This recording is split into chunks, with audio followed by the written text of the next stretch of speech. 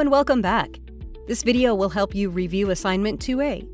In this first assignment for Module 2, you'll organize artboards and layers in Illustrator so that they are ready to export to After Effects. We'll go through all the steps and best practices that you should have followed to successfully complete this assignment. If you haven't completed the assignment yet, go back and do it now. With the provided Illustrator file open, let's first organize the artboards so that they can be exported in the correct order. This can be done by using the Artboards panel and clicking and dragging each artboard so that they are in the correct order.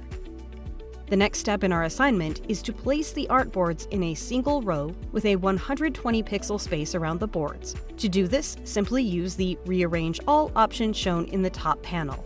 We now need to create the layers from our task and transfer the artwork from Layer 1 to the corresponding layers that we've just created. Remember not to move the artwork from the current position on the artboards. For this, we recommend you use the shortcuts Command-Control and X to cut, and Command-Control plus F to paste the artwork on the exact same position on a new layer. When you've finished, delete the now empty Layer 1. Save your file and remember to activate the Save Each Artboard to a Separate File option. Open a new After Effects project and import each individual Illustrator file.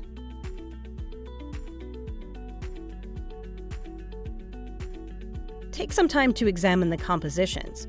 Do you see how some of the artwork has been cut? Make sure to check all the layers in each composition. This marks the end of the first task of our assignment. Assignment 2A, Task 2. Go back to the original Illustrator file and make the necessary changes so that each individual artboard contains the requested layers. For example, if we look at Artboard A, it shouldn't contain the stars layer. Therefore, no artwork from that layer should be in the boundaries of Artboard A. So let's move this star to Artboard B, which contains the stars layer. Next, we need to change the placement of the shapes so they fit within the boundaries of our artboard and therefore won't get cut in After Effects. If elements are too big, you might need to resize them or export them independently. Continue moving the artwork around so each artboard contains the correct artwork within the boundaries. Once we're done, we need to save the file and replace the individual Illustrator files we created before. Now go back to After Effects and check what changes have been implemented from our work in Illustrator. There are a few things you might notice that are of importance. First, on Artboard A, we have some missing layers in our composition. This happened simply because we removed the shapes from our artboard, so those layers no longer belong in Artboard A and have been deleted from the individual file.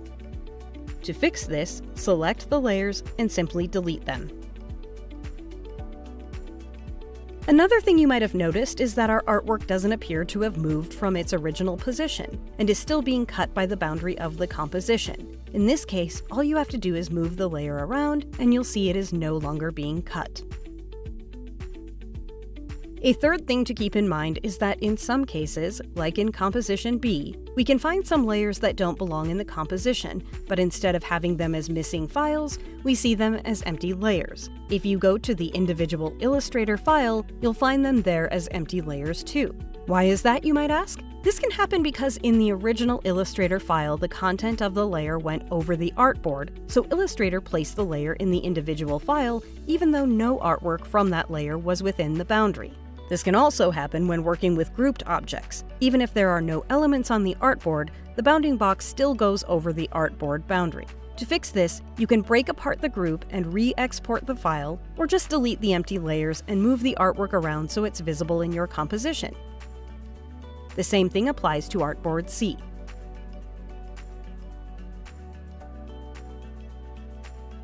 Finally, in order to finish this assignment, go back one last time to the original Illustrator file and change the background color for each of the artboards. Save your file and choose the Replace option so these changes are saved as individual files. Take a look at your After Effects compositions and see how they are immediately updated. Hopefully this assignment helped you have a better understanding of how efficient your workflow between Illustrator and After Effects can be. We encourage you to keep practicing by experimenting with different shapes, layers, and artboard sizes. Remember, practice makes perfect.